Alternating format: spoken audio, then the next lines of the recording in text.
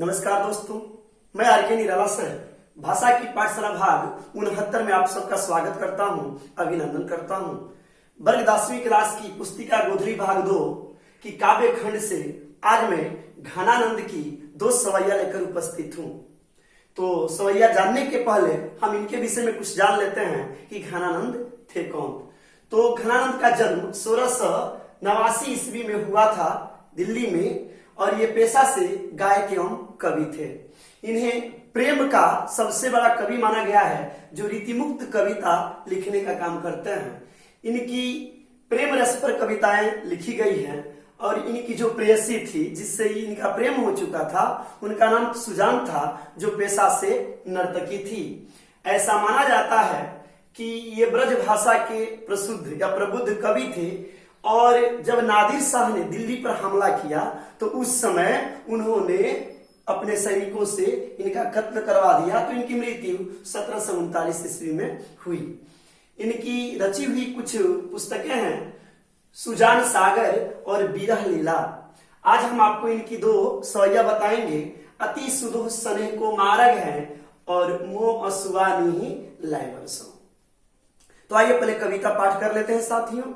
इनकी जो पहली है अति सुधो स्नेह को मारग है, उसको हम पढ़ते हैं। अति सुधो स्नेह को मारग है, जहां नेक सयानप बाक नहीं, तहां साच चले तजी आप न पो, झुझु के कपटी जेनी साक नहीं, घन आनंद प्यारे सुजाने सुनो, यहाँ एक तय दूसरो आंक नहीं, तुम कौन धौ पाटी पढ़े हो, कहो मन लेहु पे देहु छटाक नहीं। ये प्रथम सवैया की पाठ थी। दूसरी सवैया मोह असुआ नहीं लय बरसों। ये है पर काज ही देह को धारी फिरो, पर जन्य यथार्थ है दरसों, निधि नीर सुधा की समान करो, सब ही विधि सज्जनता सरसों, घन आनंद जीवन दायक हो, कछु मेरी ओ पीर ही है परसों, कब हूं या विशासी सुजान के, आंगन मो असुआ नहीं लय बरसों। तो आइए मेरे प्यारे विद्यार्थियों, आज हम इसका भावार्थ जानने का प्रयास करेंगे। तो पहला जो हमारी सवैया है, इसमें घन आनंद ने अपने प्रेम को, जो सुजान से इन्होंने प्रेम किया था, उसको दिखाने का प्रयास किए हैं कि प्रेम में किस प्रकार से जुदाई होती है। और ऊपर वाले सवैया को श्री कृष्ण पर भी हम अर्थ निकाल सकते हैं। अर्थात ऊपर वाला सवैया 2 अर्थ रखता है, एक कृष्ण के प्रेम का और एक इनकी जो प्रेयसी थी सुजान उनका। तो दोनों संदर्भ में देखें। इनका कहना है कि अति सुधो स्नेह को मार्ग है, जहां नेक सैनप बांक नहीं। प्रेम यानी प्यार का मार्ग एक ऐसा मार्ग है जहां पर बुद्धिमानी काम नहीं करती। यहां पर यदि आप अपने आप को सयाना समझते हैं, बुद्धिमान समझते हैं, तो प्रेम के मार्ग पर आप चल नहीं सकते, और वहां पर जुदाई निश्चित है। कहा कि तहां साच चले तजी अपना पांव, झुके कपटी से रिसक। अगर यहाँ पर साच यानी सत्य बोलते हैं तभी आप आगे बढ़ सकते हैं, और असत्य बोलते हैं, कपट हृदय में रखते हैं, तो आपका प्रेम कभी कारगर नहीं होगा। आपका प्रेम बीच मार्ग में ही भटक जाएगा, छूट जाएगा, और विरह वेदना का शिकार आपको होना पड़ेगा। घनानंद प्यारे सुजान सुनो, यहाँ एक कहते दूसरे आंख नहीं। घनानंद कवि सुजान यानी उस प्रेयसी, उस नर्तकी के विषय में कहते हैं कि अरे दोस्तों, अरे बुद्धिजीवियों, सुनिए, यहाँ पर एक दूसरे को आंक लेना बड़ा मुश्किल है। प्रेम में किसी को आंकना संभव नहीं है।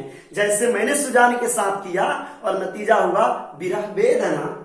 तुम कौन धौ पाठ पढ़े हुए, कहां मन ले ही पदेहु छटाक नहीं। पूछ रहे हैं सुजान घनानंद कवि कि प्रेम में यह हो ही नहीं सकता कि आप केवल किसी का दिल ले लो और दो नहीं।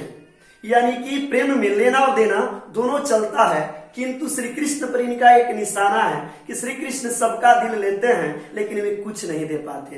परंतु यहाँ सुजान पर अगर बात की जाए तो सुजान भी उसी प्रकार की नर्तकी थी जिन्होंने इनका तो दिल ले लिया था किंतु बदले में इन्हें विरह वेदना दी। तो यह कविता विरह वेदना से संबंधित है। अब दूसरी है कि परकाज ही देह को धार्य फिरो पर जन्य जदारत है दर्शो। यहाँ पर इन्होंने अपने जीवन को सरस बताने का प्रयास किया है। इन्होंने बताने का प्रयास किया है कि प्रेम में यदि आप टिके रहना चाहते हो तो वहां पर कुछ तो करना पड़ेगा। यानी कि जो देह आप धारण करते हो उसका अर्थ ही है दूसरों का कल्याणार्थ, दूसरों की भलाई। यदि दूसरों की भलाई अपने शरीर से नहीं सोचते हो तो वहां पर आपका तड़पन, जुदाई निश्चित है।